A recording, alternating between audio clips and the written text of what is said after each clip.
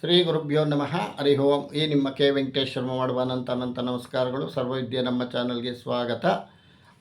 ವೃಶ್ಚಿಕ ರಾಶಿಯವರಿಗೆ ಈ ತಿಂಗಳ ಫಲ ಯಾವ ರೀತಿ ಇರುತ್ತಪ್ಪ ಅಂತಕ್ಕಂಥದ್ದು ನಾವು ಮುಂದಕ್ಕೆ ಹೋಯ್ತು ಅಂತಂದರೆ ನಿಮಗೆ 1/7/26 31/7/26 ನಿಮಗೆ ಈ ತಿಂಗಳ ಗ್ರಹಸ್ಥಿತಿ ಅನುಕೂಲವಾಗಿರಲಿದೆ. ಮನೆಯಲ್ಲಿ ಶುಭ ಕಾರ್ಯಗಳು ನಡೆಯುತ್ತವೆ.